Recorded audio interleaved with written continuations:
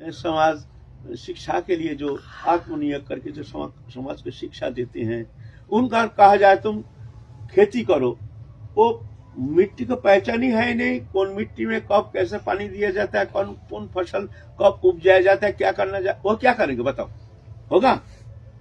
तो जो कृषि कर्म करने में निपुण है उसको ही कृषि कर्म दिया जाना चाहिए। बिजनेस भी तुमको बिजनेस देने से ही तुम बिजनेस कर पाओगे, तो क्या होगा? बिजनेस तो सीखना पड़ता है ना, तो जो जानता है उसके लिए बिजनेस होना चाहिए ना। तो कृषि गोरक्षा वाणिज्यम ये आवश्यक, इसको इसमें जो निपुण है वो अवश्य है। और परिचर्यात्मकम कर्म शुद्धस्य विश्वभावजम, और जो अनपढ़, एखाने शूद्र माने जाति नहीं है, शूद्र माने पहले जैसे जंगल मंगल में रहते थे जहां शिक्षा का कोई आलो प्रवेश नहीं किया है ना। शिक्षा यहाँ जो शूद्र शब्द है ऐसे नहीं है। शूद्र माने जो जंगल मंगल में रहते थे, कोई शिक्षा का आलोक प्रवेश नहीं किया, जो जानते नहीं कुछ नहीं जानते। अच्छा, तुम इन तीनों वर्णों का तुम सेवा करो।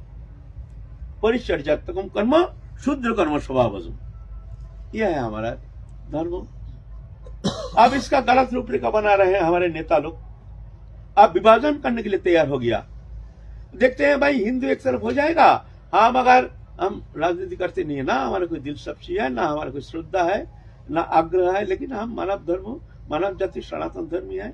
हम जो हमारे लिए काम करेंगे, जो धर्म को रक्षा करेंगे, जो धर्म को आगे बढ़ाएंगे, हम उसको समर्थन देंगे, है ना, है ना।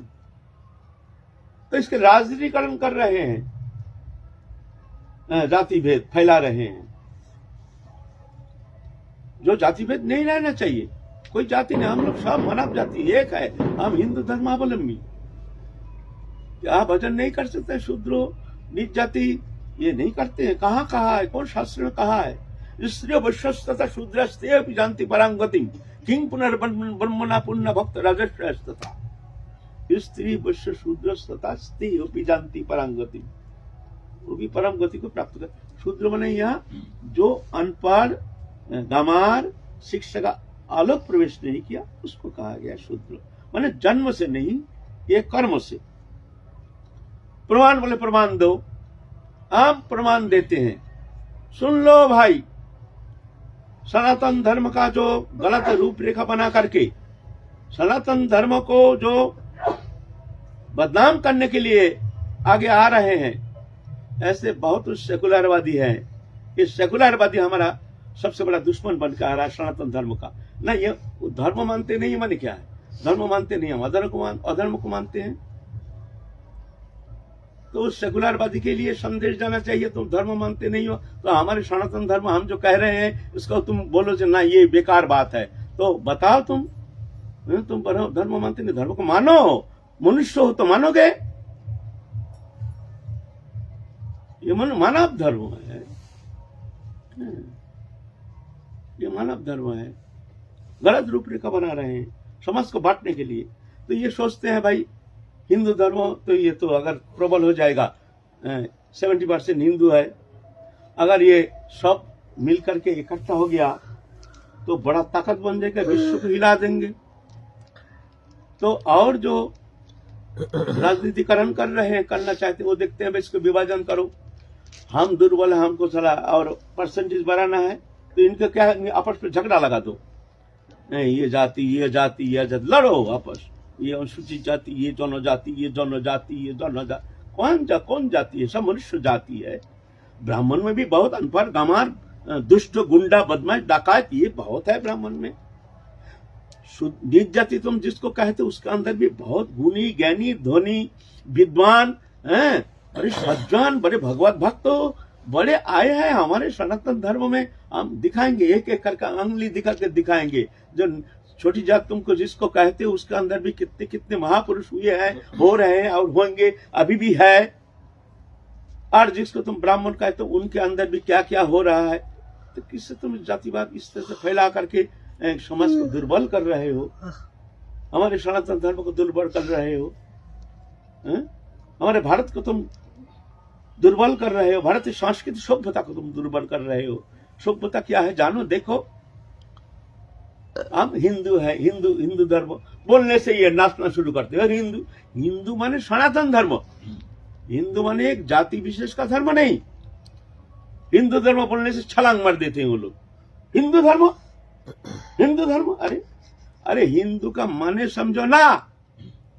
हिंदू शब्द है वही जो कह दिया ना, सिंधु सभ्यता से हिंदू आया है। हिंदू धर्म, हिंदुस्तान, ऐसे इंडिया कहते। इंडिया कहां से आया?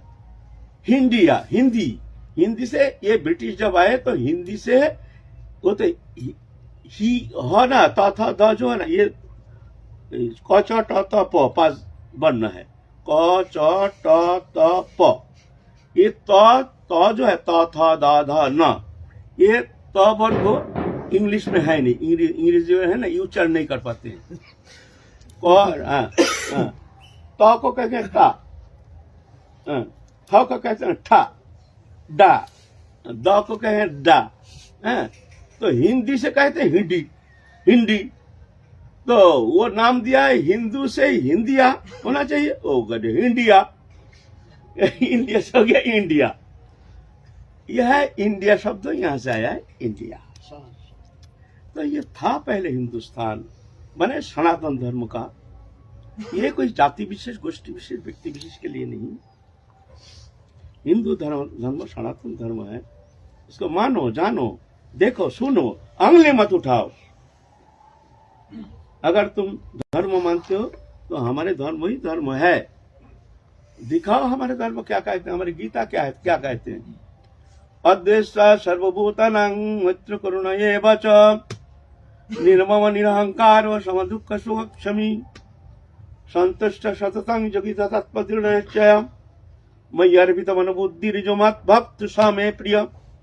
आप भक्ति मार्ग, भक्ति धर्म। भक्ति धर्म माने हम क्या सोचते हैं, जैसे बंगाल में बहुत जगह दिखता है धर्म का प्रचार नहीं, धर्म संबंधी कोई धारणा नहीं, धर्म के प्रति कोई शिक्षा नहीं, ना स्कूल में, कॉलेज में है, ना घर में है, ना समाज में दिखने में आता है, ना माता पिता ऐसे धर्मीय शिक्षा देते हैं। इस्लाम धर्म में ऐसा नहीं है। वो अपने बच्चा को बढ़िया अच्छी तरह से उसको जन्म से लेकर के बड़ा होने तक उसको शिक्षा देते हैं, धर्मीय शिक्षा। क्रिश्चियन धर्म में भी अच्छी तरह से स्कूल में, मिशनरी में उसको एक कट्टर क्रिश्चियन बनाया जाता है। वो लोग मूर्ख थोड़ी है, वो धर्म नहीं मानते, उनका धर्म श्रद्धा नहीं है। व्हाइट हाउस अमेरिका जाओ, व्हाइट हाउस में किस तरह से क्रिसमस डे मनाते हैं देखो। हमारी यह मनाएगा कोई कृष्ण जन्मदिन मनाएगा कोई? पार्लियामेंट में, असेंबली में कहीं हो सकता है? वो लोग कितना, वो लोग मूर्ख है, वो लोग मूर्ख है। अपने धर्म के प्रति उनको श्रद्धा नहीं, वो जानते नहीं है। तुम ही एक जान गए और तुम सेकुलरवादी आ गए, वो जानते नहीं है। तुम सेकुलरवादी जान गए धर्म। तो धर्म के प्रति सब श्रद्धा है, सब शिक्षा देते हैं। हमारे हिंदू धर्म की वर्तमान जो स्थिति है बहुत दयनीय स्थिति है। ना स्कूल में शिक्षा है, शिक्षा देने का कोई प्रावधान है, ना घर में है, ना बाहर है।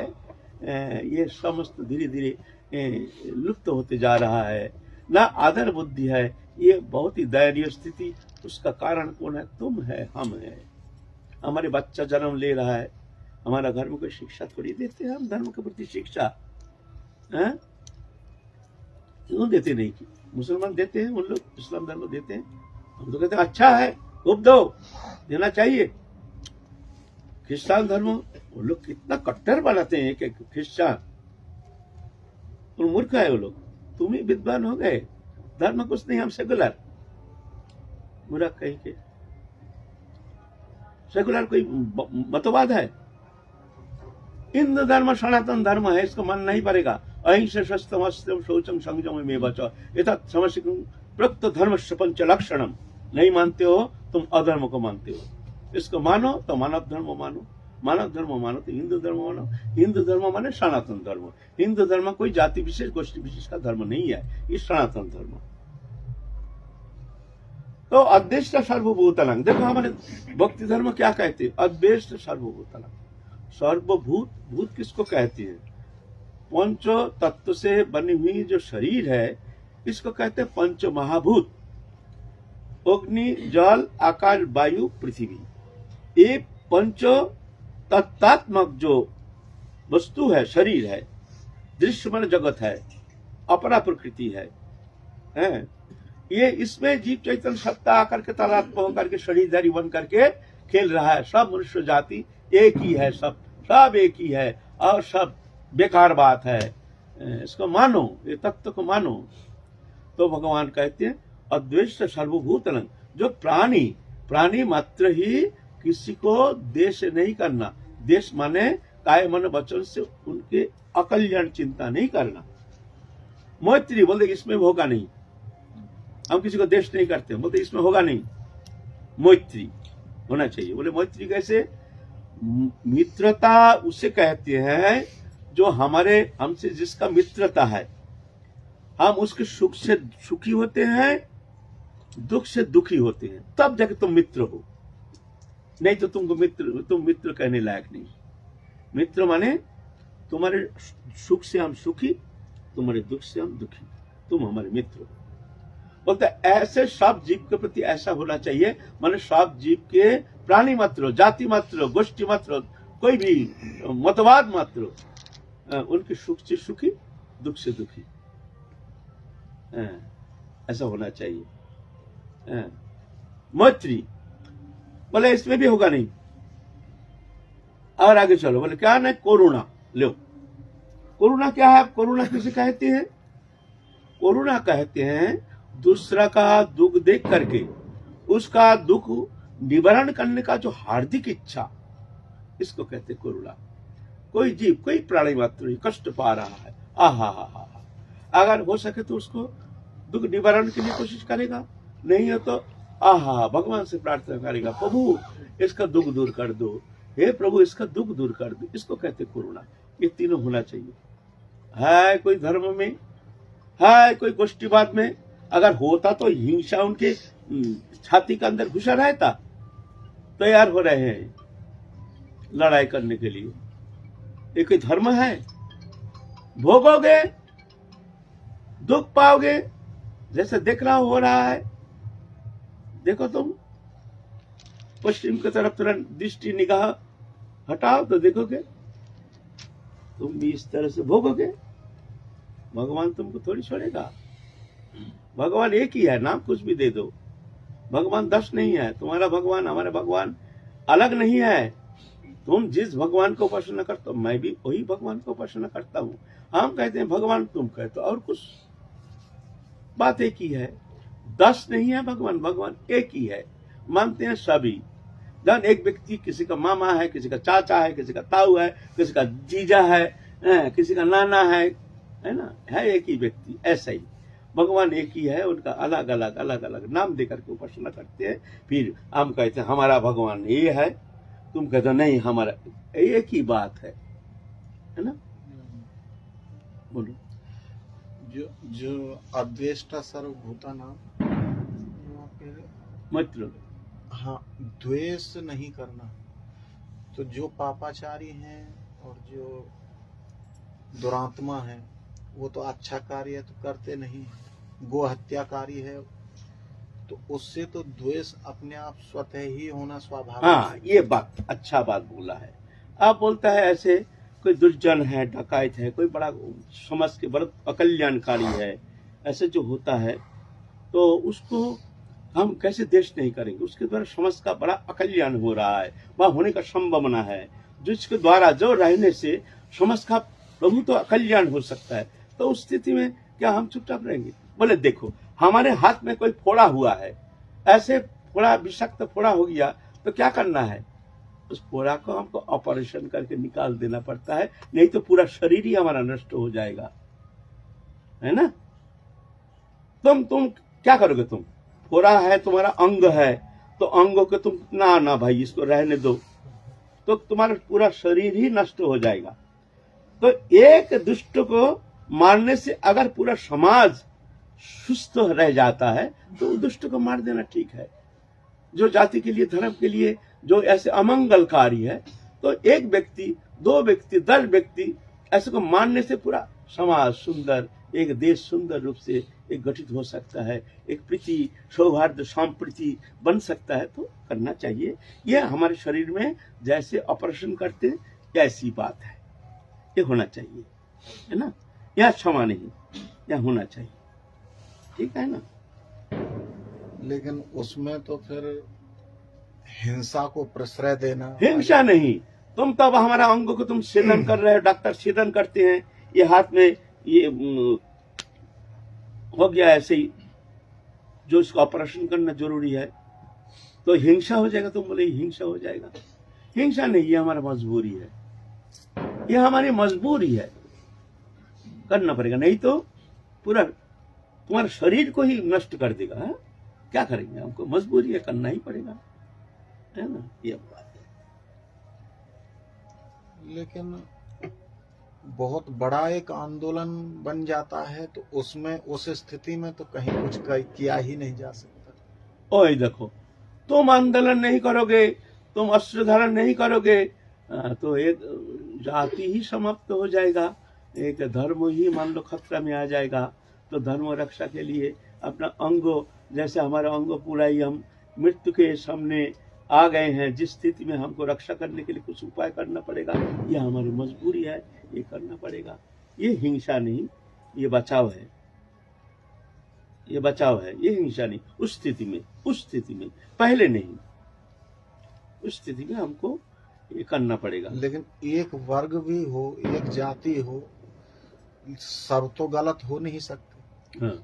और अगर इस तरह का प्रकल्प बनता है तो उसमें तो एक धर्म के ऊपर बात आ जाती है, तो फिर एक धर्म की तरफ फिर एकीकरण होकर के ही एक जातीय समर्थन करना पड़ता है, और एक जातीय समर्थन होने से फिर जो है विखंडन तो बनेगा ही। देखो, ये स्थिति अगर आ जाता है, वहां सत्य का पक्ष लेना है हमको। सत्य कौन है, सत्य क्या है, सत्य, तो उस पक्ष अवलंबन करना है हमको।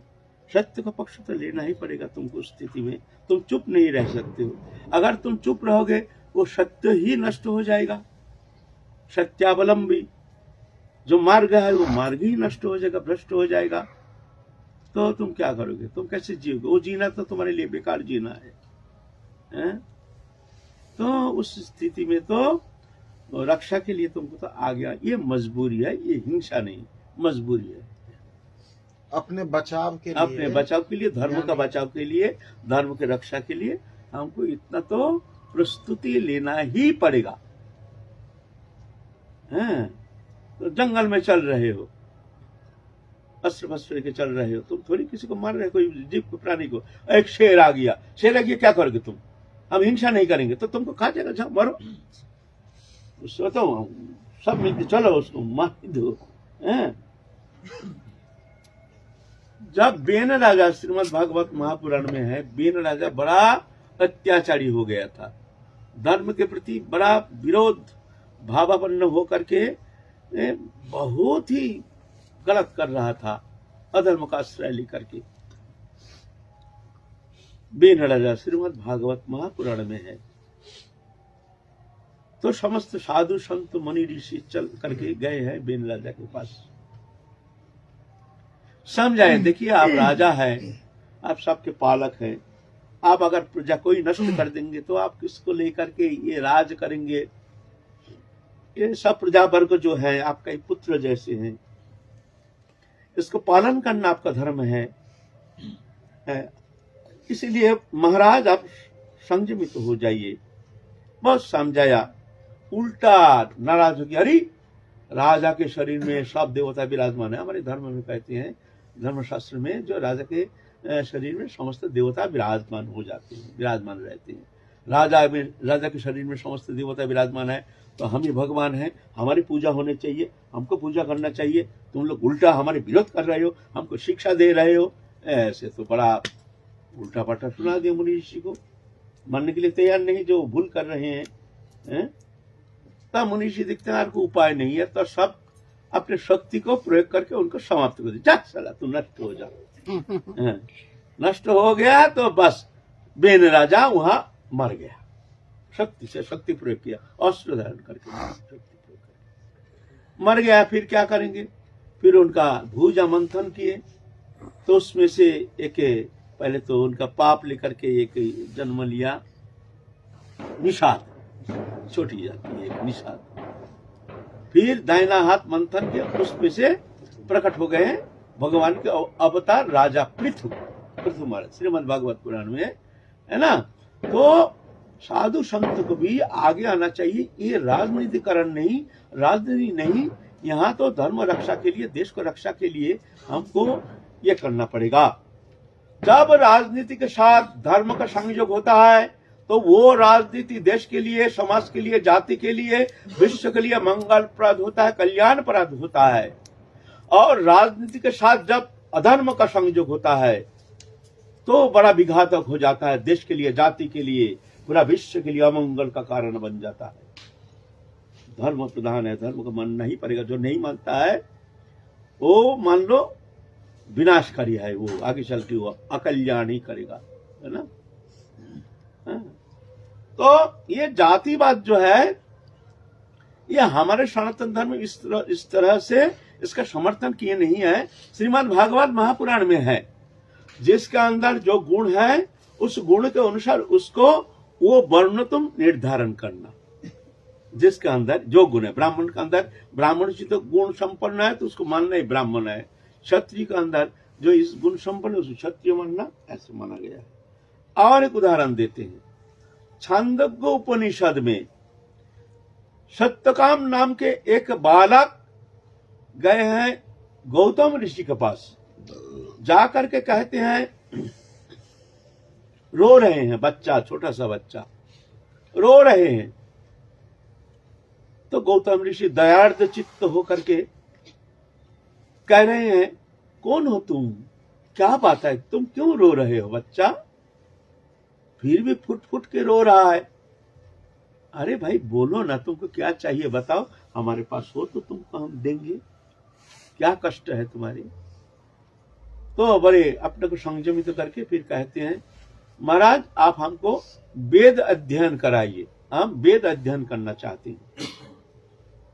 बड़ी अच्छी बात है, बहुत सुंदर है वेद निष्ठा। इतना अल्प उम्र में ऐसे वेद निष्ठा देखने में तो कम ही आता है। अच्छा ठीक है, अच्छा बताओ तुम्हारे पितृ परिचय क्या है, तुम कौन कुलोद्भव? पहले तो ब्राह्मण होने से ही प्राण के लिए, मैंने ब्राह्मण गुण जिनमें है वो ऐसे गुण संपन्न होना चाहिए, तब जाके उसको वेद अध्ययन करने का अधिकार दिया जाता था, नहीं तो नहीं। गुण संपन्न जन्म से तो उसको एडमिशन हो जाता था, एडमिशन होने से उनको वेद अध्ययन नहीं किया जाता था। एडमिशन होने का बाद, एडमिट होने का बाद उनको परीक्षा ली जाती थी, जो इनके अंदर ये गुण, द्वादश गुण, सम दम तप शौच क्षांति आदि जो गुण है, ये गुण है कि नहीं, फिर जाके उनको अध्ययन करने का अधिकार दिया जाता था, नहीं तो नहीं, जाओ घर जाओ। तो कहते हैं तुम पितृ परिचय बताओ, तुम कौन कुलोद्भव हो? तो बच्चा फिर रोना शुरू करता है, फुट फुट के खूब रो रहा है। अरे बच्चा तुम रो क्यों रहे हो? हमको अच्छा लगा, बहुत अच्छा लगा, बताओ तुम्हारे पितृ परिचय बताओ, तुम कौन कुलोद्भव हो? तो रो रो के कहते हैं, महाराज हमारे पितृ परिचय अज्ञात, मेरी माँ मेरे को कुमारी अवस्था में प्राप्त किए हैं, हम पितृ परिचय जानते नहीं हमारे पिता कौन है। लो ये तो और खतरनाक हो गया ना। गए हैं वेद अध्ययन करने के लिए, क्या बोलोगे? लेकिन गौतम ऋषि उस कहनी आंख बंद करके ध्यान लगा दिए। बच्चा रो रहा है, बच्चा तुम मत रो, मत रो, तुम ब्राह्मण कुलोद्भव हो, वेद में तुम्हारा अधिकार है, तुम ब्राह्मण कुलोद्भव हो, तुम ब्राह्मण संस्कार है तुम्हारा, तुमको हम वेद अध्ययन कराएंगे। क्या कैसे निर्णय लिया? निर्णय इसलिए लिया जब इतने बड़ी सत्यवादिता, जितना जगत में मनुष्य का कलंक है, मातृ कलंक के ऊपर कोई कलंक है नहीं, कोई कितना भी सत्यवादी हो सब कह सकता है, लेकिन ये नहीं कहेगा जे मेरी माता कलंकिनी है, ये कह सकता है, ये नहीं कहेगा। लेकिन इतना बड़ा सत्यवादी था, उनको सब कह दिया। तो ब्राह्मण संस्कार भी नहीं, इतना सत्यवादी था, जिसका जाति में होना संभव नहीं है, तो ये ब्राह्मण है, बस निरूपण कर लिया, वेद अध्ययन कराया और वो परम ऋषि बन गया, जबाल ऋषि। जबालिक संहिता, एक संहिता रचना की है, उस संहिता का नाम है जबाल संहिता। प्रमाण करो जो हम झूठ बोल रहे हैं। ये जो विभेदकारी, विभेद सृष्टिकारी हमारे सनातन धर्म में, हिंदू धर्म में जो कोट लगा करके ये जो राजनीतिकरण करने के लिए चेष्टा कर रहे हैं, इसके लिए आवाज उठाना चाहिए। हम सब एक हैं, कोई नीच जाति नहीं है, सब हमारा भाई है, सब भाई है, किसी को पीछे मत फेलो, सब धकेलो, सबको आगे ले लो, सबको साथ ले लो, सब हमारा भाई है। ये विभेदकारी के ऊपर नफरत पैदा करो, ये गलत राह पर ले जा रहे हैं, हमारे धर्म को गलत दिशा निर्देश कर रहे हैं, जातिवाद फैला रहे हैं। सब लोग देखते हैं जो ये हिंदू धर्म क्या है, ये ऐसे जातिवाद। जातिवाद हमारे धर्म में ऐसे स्वीकृति है नहीं है। बिजनेस ऑर्गेनाइजेशन में वहां भी है, अपने गुण अनुसार, योग्यता अनुसार उनको उस कर्म विभाजन में उनको वो कर्म दिया जाता है, तब जाके वो कर्म देने से उसमें अच्छा मंगल होता है ना। ऐसे हैं, उसको कहते हैं, तुम्हारा क्या कहते हैं, जाओ जाही हो, माने ऐसे बिजनेस ऑर्गेनाइजेशन हम लोग पढ़े हैं, जो जिसके अंदर जो गुण, योग्यता अनुसार उसका अगर वो कर्म दिया जाए, कर्म विभाजन, तो उसमें समाज का कल्याण होता है। ये है हमारे, तो हमारे धर्मों में भी ऐसा ही समाज के मंगल के लिए, जाति के मंगल के लिए, मान लो एक योग्यता नहीं, गुण नहीं, उसको योग्य आसन में बैठाया जाए तो उसका क्या दुष्परिणाम होगा, क्या शिक्षा देंगे। जिस पद पर बैठे हैं वो पद पर उनका बैठने का योग्यता नहीं, शिक्षा देने का उनका अंदर शिक्षा है नहीं, बस जातिवाद के ऊपर ऐसे किया जाए तो क्या होगा। ठीक है, बैठा दिया, अच्छा है, तुम्हारी सहानुभूति भी अच्छा है, लेकिन उसका परिणाम क्या होगा, जो जिस पोस्ट पर बैठे हैं उसमें उनका वो योग्यता ना रहने के कारण समाज का ही अकल्याण होगा। इसलिए ठीक है, हम नहीं कहते हैं कि उच्च जाति, ये कोई जातिवाद नहीं, जो योग्य है उसको लाओ। तुम अगर अनुसूचित जाति में देखते हो ज्यादा गुण संपन्न हो, खूब अच्छा, सबको लाओ, सामने लाओ, हम प्रणाम करेंगे उनको, हम प्रणाम करेंगे उनको, लेकिन योग्यता दिखाओ, उनको योग्य बनाओ ना।